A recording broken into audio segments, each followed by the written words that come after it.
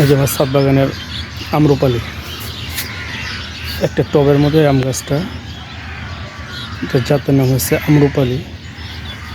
প্রচণ্ড মিষ্টি হয় আমগুলো। অলরেডি আমগুলো পেকে যাওয়ার উপক্রম হয়েছে, 2-4 দিনের ভিতরে আমগুলো পেকেও যাবে। অনেক আম আসছে, অনেক আম। এই আম গাছের সাথে আবার পুদিনা পাতা লাগানো হয়েছিল। এই যে দেখতে পাচ্ছেন ছোট্ট একটা গাছে কত আম আসছে, মাশাআল্লাহ, প্রচুর আম।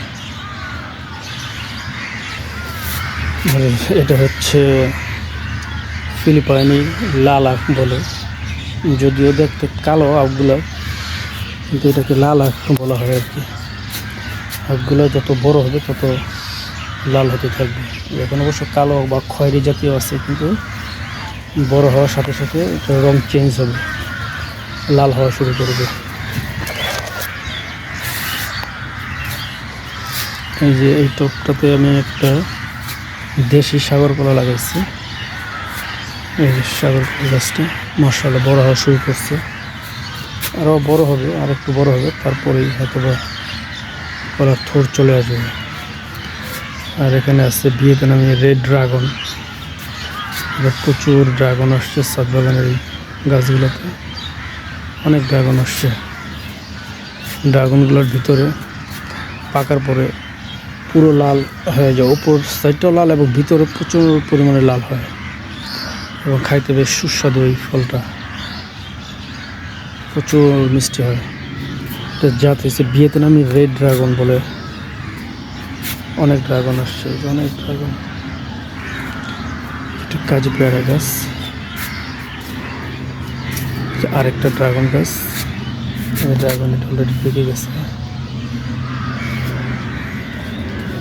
চায়না মালটা গাছ, এখানে অনেক মালটা গাছ, অনেক। এটা একটা দেশি সাগর কলা গাছ। এটা হচ্ছে আমার লিচু গাছ, এটাতে অবশ্য লিচু আসেনি এবার। আরেকটা পেয়ারা গাছ, এটা হচ্ছে সবেদা গাছ বলা হয় এটাকে। প্রচুর পরিমাণে ফুল আসে, কিন্তু ফুলগুলো ফলে পরিণত হয় না। অনেক চেষ্টা করতেছি, কিন্তু ফুলগুলো ঝরে যায়, ফুলগুলো থাকতেছে না। এখানে আরেকটা ড্রাগন গাছ। এই যে একটা ড্রাগন, আমার ছাদ বাগানে বেশিরভাগই ড্রাগন গাছ। 5টা টব আছে, 5টা টবে আমি ড্রাগন গাছ লাগিয়েছি, বাকিগুলা অন্যান্য কিছু গাছ আছে। এই যে একটা ডালিম গাছ, ডালিম গাছের অবস্থাটা খুব একটা ভালো না, ডালিমগুলো পেকে গেছে। কাগজি লেবু গাছ, এটা অলরেডি লেবু আছে, এখনও আছে, অনেকগুলো ধরছিল, এখনও আছে লেবু।